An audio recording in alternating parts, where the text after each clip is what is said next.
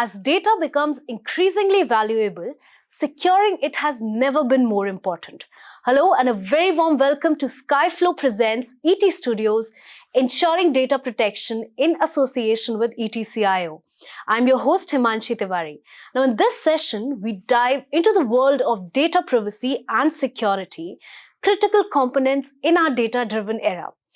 We're joined in by Anshu Sharma, who is the co-founder and CEO of Skyflow, the data privacy vault company, and Dr. Shakti Goel, chief architect and data scientist at Yatra Online. Gentlemen, it's a pleasure to have you here.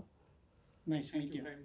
All right. So as they say, data is the new oil, right? So can you please explain us the architecture about Skyflow? Because, what happens when the data is not secured, right? And you are dealing in that particular segment. So if you can just take us through the company and the architecture of it.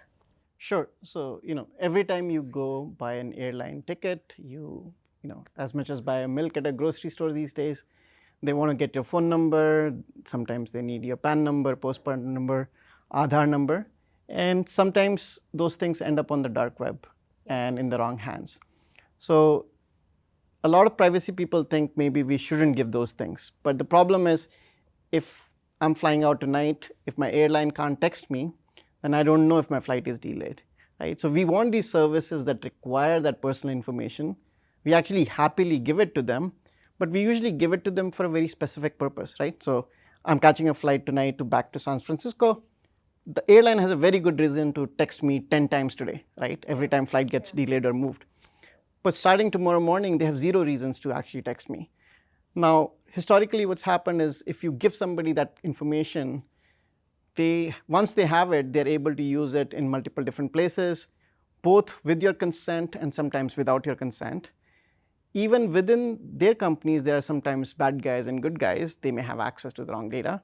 And then there's the hackers and the data breach people. Yeah. So net of all that is every company that you're doing business with, you're basically exchanging with them two things, not just money, but also your personal information. So what Skyflow does is we basically created a new architecture called the polymorphic vault. It essentially tokenizes and encrypts data in such a way that for very specific use cases, like yes, you can text this person for the next 8 hours, but after that, only once a month. Those kind of policies can be implemented in the vault architecture so that the customer has trust in the brand, right? At the end of the day, we are in the trust business, not really security and privacy business. Yeah, this is what data privacy vaults are all about, exactly. Right? Now, Dr. Goel, when it comes to your industry, right, and or also across different industries, how such data privacy vaults help you to kind of secure your data, and why is it necessary actually? Because after all, we are talking about what happens when this data is not secured. Right. So, Anshu has covered the example of the airline industry, but almost any industry that is dealing with customer data, your personal information, your name, your Aadhaar card number, if you're in US, your social security number. So companies that are dealing in retail or e-commerce or your health records, all that is very sensitive information. And it has become all the more important to secure this information because of a lot of regulations that have come out, like the DPDP regulations of India or the HIPAA and the CCPA, the California Consumer Act, and the GDPR of Europe. All countries are actually now coming up with their own regulations. So that and if there is any security breach or data breach, then these regulations have heavy penalties and fines. If you lose data, then there's lots of a loss of reputation. There's a loss of customer trust. So keeping all this in mind, it has now become absolutely essential to secure data, so that the way you do that is you will isolate data, you will tokenize it, and then you will find strategies to govern it. So in late 1990s, the whole concept of a data privacy vault came out, but that doesn't mean that data was not getting obfuscated before that. I remember working for the New York State's Office of Medicare, where all the social security numbers were obfuscated. They were secured. But now, with the growth and explosion in data, there's so much data that is getting generated in terms of volume and in terms of the variety of data, diversity of data, the location where it gets created. It is very difficult to determine what is sensitive, and even if you know what is sensitive, how to classify it. Yeah. And that is where I think data vault companies are doing an amazing business, and they are helping customers like us to identify where the data lies, how to very quickly classify it, and otherwise all this was not possible if you were to do everything in-house. If you were to build your own algorithms in-house and do it, then maintaining those algorithms would be difficult. I remember we used an MD5 algorithm, but that is no longer acceptable under most of the regulations. Now we have to go to AES encryption and all those things. So we will need a huge team in-house and incur a lot of expenses if we were to do this. And at that point, companies like Skyflow actually come to our rescue. No, absolutely. You know, we were having this debate of build versus buy for so long now, but we actually require these companies like Skyflow because, you know, now there's the introduction of DPDP law. You know, it means that now even government knows how important it is to protect our data at this point in time. Not on that note, Anshu, how are you kind of positioning yourself when it comes to being a leader under, you know, DPDP compliances? So, we are a 5-year-old company. I think it all starts with trust, right? In some ways, our job is to enable companies like his to retain the trust of their customers. For that, we have to earn the trust. So, when we started the company a couple of years into the business, we had partnerships already announced with companies like Visa and Plaid and AWS and all these other companies, leading companies, because they are the first one who can come in and do the assessment. They can do the reviews. They have their own security criteria. So the first strategy is to partner with the leading companies. The second part of it is we actually have published a lot of the work we've done. So you don't have to trust what I'm saying. You can go read a patent on our polymorphic encryption, for example. So publishing the work that you're doing so that everybody knows how it works. The third is explaining how it works so that people know how to adapt this technology, right? So as you said, people have been thinking about various types of tokenization encryption for decades now, but it hasn't really been adopted in the industry because one person thinks of one use case, the other person thinks of another use case. We've taken a platform approach. So we've thought through a bunch of use cases from how does this work for Aadhaar ID in the context of customer engagement? How does this work with a phone number in the context of analytics? You have to solve all of those use cases. Otherwise, what ends up happening is it's like buying a product and technology and that sits on the shelf because you're not able to use it, because there is resistance inside companies. Because if I protect the data and I can't use it, then the data becomes useless. So we all give the data to these companies because we want better service. And we'll talk later on about Gen AI. But we want those chatbots telling us, hey, I've rebooked your flight because your flight was delayed by 2 hours. At the same time, how do I trust those things? So all of that allows us to differentiate in the market. No, absolutely. You know, you both have been prolific leaders in this data security industry, and it's really fascinating conversation that we are having today because, you know, general people who are not into data security business like me, perhaps, I know nothing about data security, right? And it's so intriguing to know those perspectives from you because when I use my phone, I just typically sign in all the user agreements. I don't read it actually, and now I know, you know, why is it important to actually look after your data. On that note, Dr. Goel, we have now DPDP compliances, right? So how important it is for industries or for companies like you to kind of integrate such data privacy solutions and compliance solutions, you know, to avoid penalties now that we have huge penalties also from the government side? Yeah. So no, actually that's a very important and a relevant question. I was like in today's context.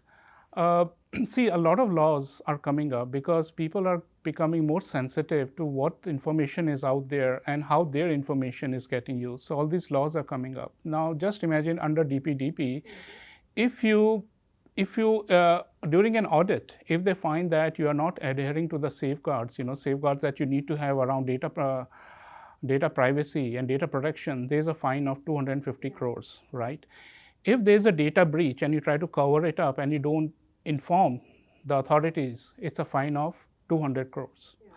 And it's not just DPDP. If a person is living in India and you are dealing with a European customer or you're dealing with data that should ideally reside in Europe, then you are covered under GDPR regulations. And I'll tell you, under GDPR regulation, the fine is 20 million euros or 4% of your entire worldwide revenue of the last year, whichever is higher, right? If you go to the US, the fine is $7,500 per record that is leaked. And if you've got around 10,000 customers, let's say, that number quickly adds up to $75 million. So just imagine the amount of penalty that a company would be responsible for. And I mean, and I'm not even talking about the loss of business, your competitor getting access to your data, the loss of reputation, right, and all that.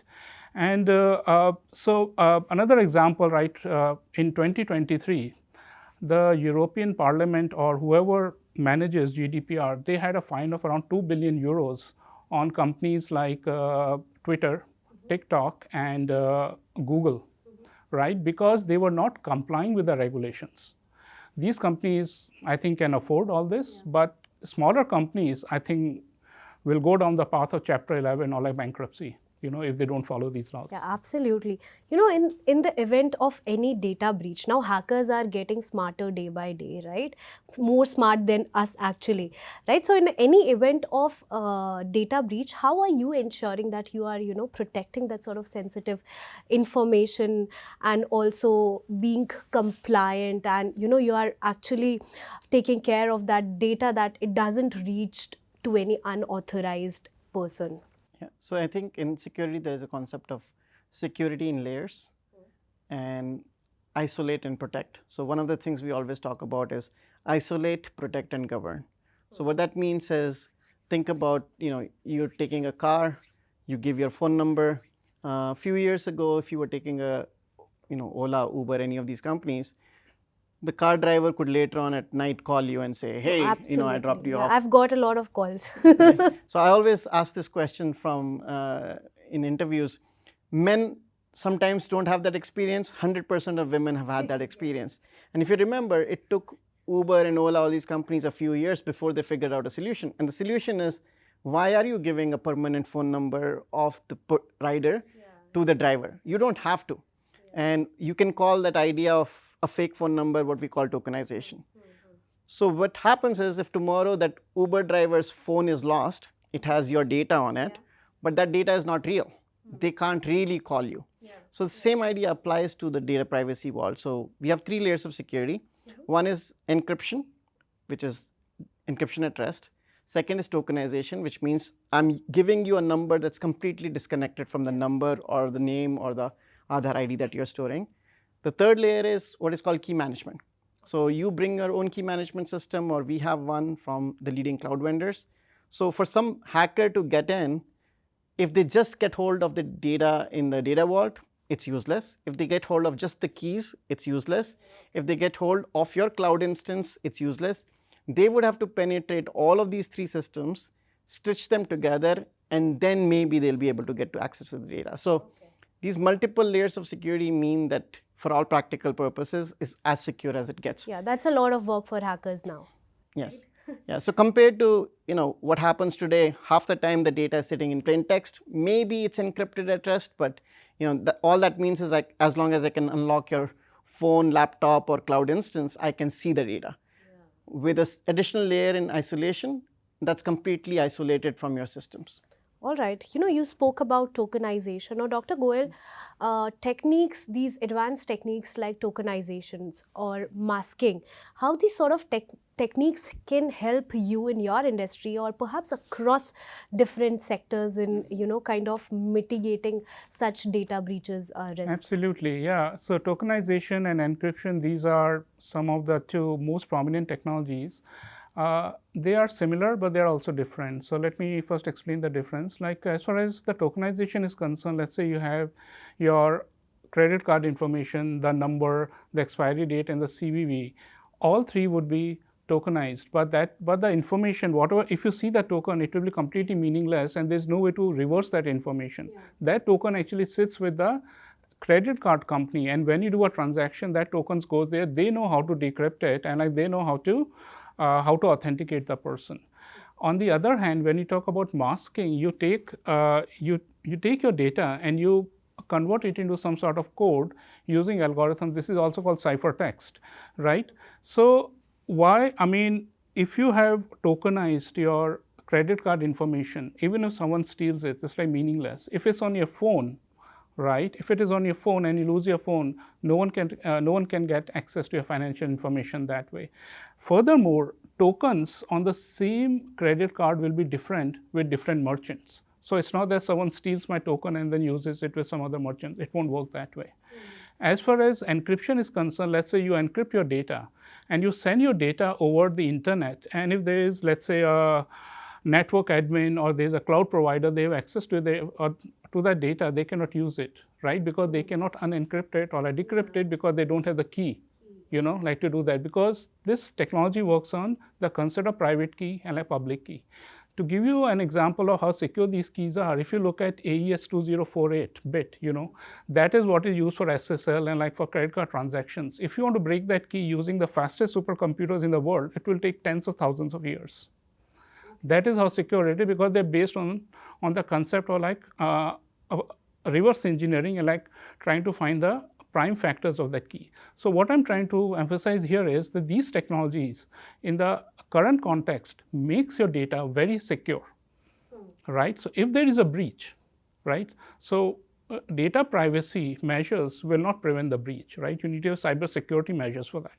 But in case there is a breach, whoever steals your data will find it totally useless.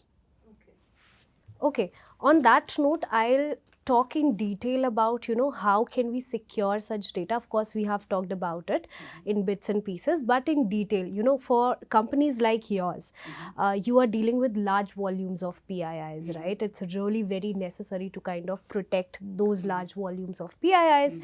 From Anshu, I really want to know from you, for such companies, how can we prevent events like data breaches, and, how can we kind of help in data security and compliance? Yeah, so I think the first thing is to admit that you have a lot of PII. I think it becomes, in some ways, fairly simple idea, right? So, I bought some jewelry today, you have some jewelry on. If you really want to protect your jewelry, you're not going to just put your jewelry in a, purse. You're going to basically go get a vault in a bank. You're going to take the most important pieces of your jewelry, not everything, and you're going to put that there. So if you have an expensive diamond, expensive necklace, you will keep it in the vault. Not all jewelry needs to go in the vault. So your clothes and your ordinary jewelry is like having cybersecurity at home versus having a PII vault. The idea of a vault is not everything is equally important. So the fact that I drink coffee is not as important as the credit card number I used to order the coffee. The fact that you took an Ola ride to your studio is fine, it's still private information, but if I can't relate it to your name or phone number, then it's not really a data breach. So we believe the first and most important step is to isolate these diamonds, you can call them PII, and vault them. When you vault them, like Shakti was saying, you want to do two things. You want to make sure you use the strongest form of encryption while it's stored, and you're tokenizing the data where it's being used elsewhere, so that even if the bad guy is somehow, or some internal employee who's acting on bad motivations, runs away with these tokens, the information is completely not there. It's like your Uber driver calling the phone number that's not really related to your phone number. So these two concepts give you 70% of the value. Then there is governance. Governance basically means who gets to decide whether I can call you 7 times a day or 1 time a day. Can I really text you or not text you? So in a business, that usually means, should finance department be able to call somebody, verify them, text them, analyze their data, increasingly build large language models, Gen AI. Each of those use cases, you want to associate a particular policy. So for example, when you gave your phone number to a hotel, you're perfectly fine if they're analyzing that data to figure out what discounts and offers to give you. But you're not okay if they start using that data to say, I know this personal thing about you and therefore you should buy this pillow, right? So we have implicit and explicit consent that we are giving to these businesses. In some ways, all of these laws, whether it's DPDP Act in India or GDPR, all they're saying is, just because, back to our Ola example, just because you gave a phone number to get a ride doesn't give a lifelong permission to the car company to use your phone number as they choose for the rest of their lives. you gave consent for one very specific purpose. I'm giving you my phone number so you can call me in case the ride is slow. You can text me in case I lose my bag or something. I gave you my credit card number to make one purchase, one time. And I want you to keep my name and other information so I can contact you later. These are 5 different types of consent you're giving. All of these consent come with different privileges. So all the law is saying is, when a user gives you data, they're trusting you for a very specific set of purposes. Those purposes is what you limit the use to. And all that we've done with Skyflow is made sure all of those things can be done in a very convenient way for a business. So when an enterprise, whether it's a car ride company or it's an online pharmacy or a bank, is using a Skyflow-like architecture, they can implement the right consent, make sure it's actually precisely used that way. They can prove it to the auditors. And if somebody sues them, they can show that this did not happen or this happened. So all of that we built into a platform, and that we call that Skyflow. All right, now that you are keeping me at the center of all the examples, what do I do if I get such calls from Uber or Ola? Perfect. I think most laws will allow you to file a request for data deletion. That's probably the single most important thing. So in Europe, it's called DSAR request. Basically means you can file a request to delete the data. And they are within law required to do that within 48 hours. Not just from one database, but if they made copies of it, in fact, if they sent it to partners, you know how you sign up for an airline ticket and suddenly a hotel is texting you with those phone numbers. All of those things are illegal. And under the law, you will be able to file a data deletion request. You'll be file a grievance. So just like if you remember, I don't remember which year the law got passed, but there used to be a time when in India, if you made a purchase, there was nobody to complain to. And then they put these rules in place. So if you bought a refrigerator that didn't work, you can file a request. I think the similar thing is going to happen under DPDP. So what you need to do is first and foremost, limit the number of times you're giving that information. In an ideal world, we ask those questions. Practically, we are not able to, right? Because I don't get to decide whether my airline wants me to share an email address. Now, what I've done, what you should consider doing is keep multiple addresses. One that you give to everybody, one that you use for only important things. But we can't do that with phone numbers, right? It's very impractical to have multiple phone numbers. So I would say under the law, you'll be able to file these requests and get data deleted. Oh, wow. Perhaps we're going to have a long conversation after this panel on this. But to you, Dr. Goel, you know, as we were talking about large volumes of PII, right? Yatra Online is dealing with such large volumes of PII. How do you select a perfect data solution or data privacy solution partner for you? Sure. Before I respond to that question, just to add on to what Anshu said, you know, I remember that in the US, if you got a call from a marketer, it was an uninvited call, and your number was on do not call me, like a DND, do not disturb, you could actually file a complaint and you can get $500 for that complaint. All right. In India, half of their jobs will be ruined. Yeah, I mean, that was like such severe penalty, and I think slowly we'll also see that here. Regarding, I mean, yeah, we have a lot of personally identifiable information. How do we deal with that, you know? And what solution are we looking for it? I think Yatra is slowly moving towards zero trust architecture. We are saying that we don't know who you are. We don't know what device you're using. Even if we know, we don't care. Everything will be authenticated, right? So the person, when you log into a system, every time you have to authenticate yourself. Now, basically, what kind of solution we are going to look for here? What we are looking for in a company would be that, let's see, you know, initially I mentioned there's an explosion in the volume of data and the type of data. So we want a company that can automatically identify what information is sensitive, and then it should come with a taxonomy manager. Basically be able to say that this information is confidential, this is not confidential, or like some other set of classes. Then the solution, you know, we give access to a lot of people, and sometimes we give extra access. So the risk management has to be there, and it should be able to mitigate it. So what that means is, if I have too much access to an application, I may have admin privileges, but why do I need it? It should be automatically be able to delete that. User monitoring is another thing. Who is accessing the system, when is it being accessed, what is being accessed. If it is frequent access, then be able to handle it, right? So all these things. The further thing is it should be able to encrypt, your information, and encrypt using multiple ways. It should be able to anonymize the information. There's something called create pseudonyms. If you want, you can encrypt the data, or you can tokenize the information. It should be able to do that, right?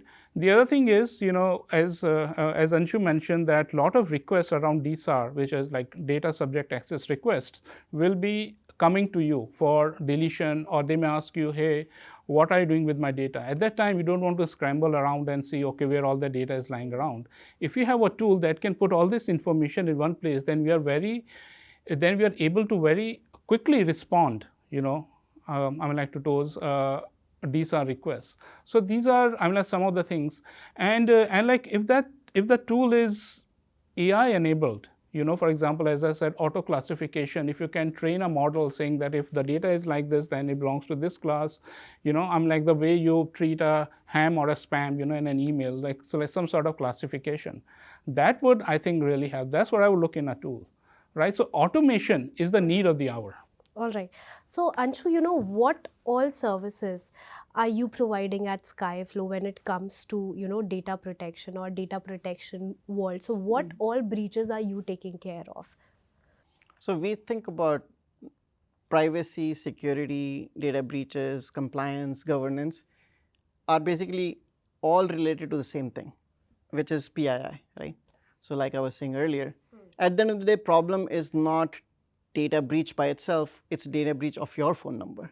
It's not a problem of consent, it's consent around your phone number. It's not a problem of permissions and access control, it's access control to your phone number. So the way we think about it is if you isolate the PII, detection is part of it, so we do that in certain circumstances, and there's a bunch of other companies also do that. Once you've identified, or right, when I take your phone number, I know it's a phone number, you want to isolate it, then we manage the whole life cycle. So whether it's creation of that data, whether it's encryption, tokenization, data masking, both while in use and not in use, ability to send that token to a third party, but only for a brief period of time, we call that time to live. Ability to create pseudo-anonymous values, we call that anonymization, pseudo-anonymization. Then there's governance, access control, because in the end, you're going to have to do all of those things for everything associated with you and me, right? My name, my phone number, my social security number, your Aadhaar ID, email address. So if we can manage all of those actions and capabilities, then at the end of the day, a brand can say, hey, when I take your phone number, I can tell you precisely, first of all, that it's always encrypted, that's always pseudo-anonymized when it's shared by somebody. When somebody is calling you, they don't really see the phone number while calling you. Texting you, they don't really see the text phone number. When we share it with third parties for identifying whether it's you or not, we are using some pseudonym. So as a result, it's an end-to-end platform for PII. That's what we do. All right, thank you for that information. Now let's move to more futuristic aspects of this segment, right? And not futuristic, of course, because we're going to talk about Gen AI now. And when we talk about AI, AI is literally not the future, it's the present, right? So how are you leveraging Gen AI in this industry when it comes to, data security and compliance? And of course, the question to you also, sir, how do you see Gen AI playing a role in this segment? Maybe we can start with you. Sure. So I will limit my response to Gen AI. One thing that I foresee, and I think it's not there, and here is a business idea, someone wants to work on it. I mean, we start with an LLM model, like a template. LLM is basically a large language model. So we start with a template like Mistral, 7 billion parameters, or an open source model like Llama 3 and whatever, and train that model around data privacy concepts. Okay. You train that LLM model and in such a way that you can just send a data set to it and ask it, is there any sensitive information in it, right? Or what should be the classification for this data? I shouldn't have to think. So these LLM models are very powerful in two things. One is the semantics. They understand you like a human being, like you and I are talking to each other. We understand that. LLMs work the same way, right? The second thing is the content. The content is trained on. So if you can train on and then you build a model like this, integrate with your product, it will be, I think, like really futuristic. And if I roll forward maybe less like a couple of decades, and if quantum computing becomes a reality, then all these encryption algorithms, they have to be upgraded to handle quantum hacks, if they were to happen. All right, if they were to happen, we'll be seeing AI disrupting AI soon, right? On that note, Anshu, how are companies leveraging AI and what role does data security has to play in it? So I'm seeing two things. One is like you were saying, we actually have a product line called Skyflow Detect that it does exactly that. It's been trained on addresses and phone numbers. One of the unique things in India, for example, is you can't take a model that's trained on US addresses because we don't have, if your model has been trained to recognize house number followed by road versus street, it's very easy in the US market or even in French market. But in India, it may be Mandir Wali Gali, right? So someone somewhere has to train that.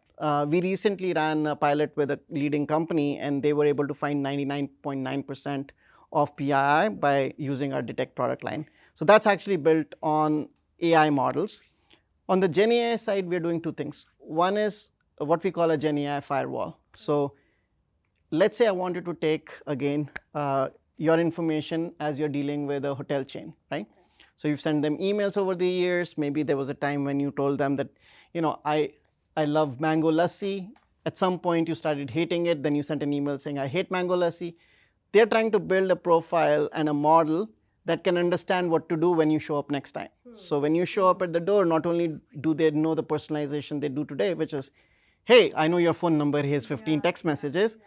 But hopefully, there's only one text message and says, your salt lassi is ready because we know that you stopped drinking mango lassi 4 years ago. So to build these models, they have to feed the data, right? Just like for analytics and personalization, we give them that information, but we don't want to misuse that information. So we built this Gen AI firewall that sits between the data and the models they're building or fine-tuning or testing, and basically gets rid of your name, your personal information. So the model still knows there's some man or woman who likes mango lassi and now hates mango lassi, but the model doesn't know your name, doesn't know your phone number. And you can invert that information. So that's one thing we're doing with Gen AI, which is building these firewalls for just building and using Gen 5 model. The other thing I've seen, which is even beyond Skyflow, is there's a bunch of companies I've invested in that are using Gen AI to automatically triage alerts. So every security person, I'm sure it's true for you, will always tell you they buy 100 tools, they get 10,000 alerts a day. Most of those alerts are useless. They are saying things like, hey, it's like me sending you an alert every time your door is open and closed. What you want is only the important alerts. So people are building models and Gen AI tools that are going to actually take over the job of SecOps people, simplify it. Your SecOps people, security operations people, will only get the alerts that they really care about. So both in the Skyflow domain and outside, we're seeing a lot of activity around Gen AI. All right, perhaps, a lot of companies are using AI to kind of enhance their customer experience. And this is now you're talking about, I've realized it's time that we mark a demarcation basically between using all the data to enhance the customer experience and to keep some data to yourself and some data should not be used at all. On that note, Dr. Goel, what future trends do you see in this space? So as far as future trends are concerned, I would say that companies will go for zero trust architectures. You will see end-to-end encryption of data. So if you look at a company like Signal, I think they were the first one that encrypted the end-to-end messaging, and WhatsApp and all these companies are now doing it. And I think companies will start treating data privacy as part of their DNA. So, I mean, instead of thinking of data privacy as an afterthought, right? It should be a part of the architecture, part of the solution that you are building. So that would be one thing. The other thing is, the volume of data is huge, and earlier the databases were not able to handle that, but now big data technologies have come up. Similarly, now when the data sizes are large, we want the technology, the data privacy, things to move fast, really fast, right? I mean, you should be able to classify and reclassify the data whenever, there's a need for it. If you read the article, some banks, some companies have said that when they tokenize the information, the speed of the transaction has slowed down, right? So these are kind of the undesirable effects. So a lot of work, I think, will happen on like making these things faster. And then I give an example of those Gen AI models, and one use case I'll give you there is why you would need to train such models is, let's say like we know about the PAN number, the Aadhaar ID, right? So the system is already knows that, your software knows that, you don't need any AI for it. But let's say the government of India has introduced a scheme for the farmers, and you are trying to register the farmers, and another key called farmer ID has been created. How does the system know that farmer ID is also a sensitive piece of information? Right? Phone numbers, addresses, names, and all that is fine. But anything that new has come up, and this is what the Gen AI will say that, look guys, you are giving these 5 fields. I think farmer ID is very similar to, Aadhaar ID. So you should try to do something about it. That's where I see, the future going. All right, that's the future approach from your side. Now, Anshu, what sort of, new technological advancements are we anticipating at Skyflow? So as you know, we just recently got our patent on polymorphic tokenization encryption.